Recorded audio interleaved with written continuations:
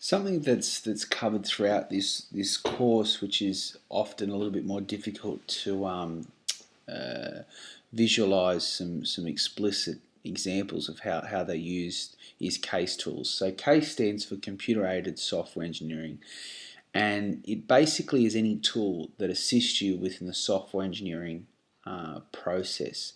So if we look at, coming back to the syllabus here, if we look at what they're talking about here, we're looking at commercial systems. So these are systems that users would pay for.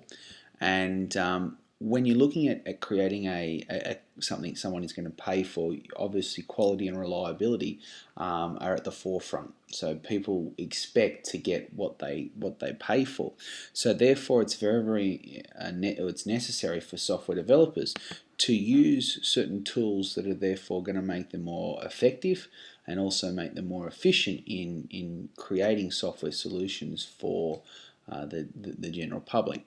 So case tools themselves can be anything that, as I said, that helps the software engineering process. So that could be tools that may generate documentation.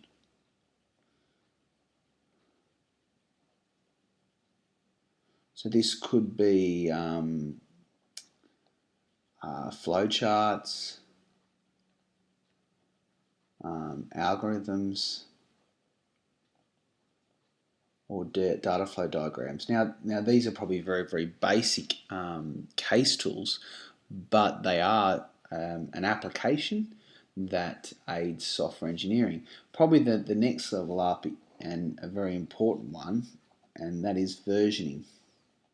Now we've all been in the process of when we've created a software application, especially with our iPhone development, we would build and run, everything's working, then we'd move on to the next step, we'd make some changes, we'd go to build and run, and all of a sudden there's a runtime error or syntax error. We have a look through our code, we can't find exactly where this error is, and we try and fix it, and more errors seem to come up, and things just get more or a lot worse. So one of the things, our next step is to try and get it back to what it previously was. We can't. We have to therefore start again. So what versioning attempts do is every time a minor or major change is done on the software, the version is changed. Now to do this by yourself, that would mean having a folder for every time you make a change from your application. So if you look at how many changes that you've made in your code, this could be become quite a tiresome task, and obviously the program themselves, it could be quite frustrating. So obviously there are programs out there that every time that you make a change to your application, it creates a new version, and will store that in somewhere within a storage facility that you can access if it's needed. So that's obviously versioning is an important other thing. Another aspect is help documentation.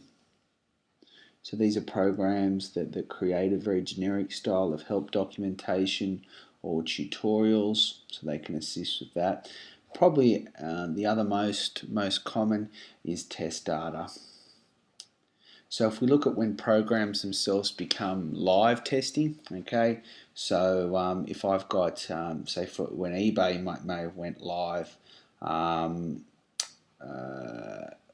the first time it was used,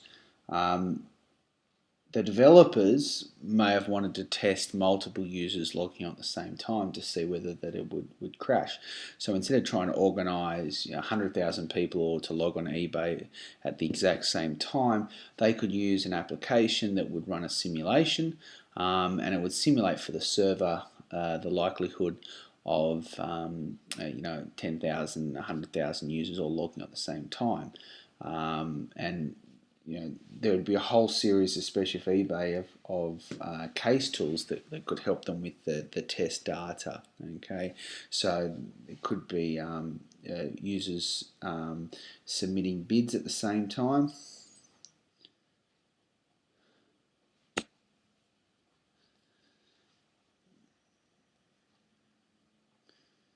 And all of these aspects would be looking at the stress testing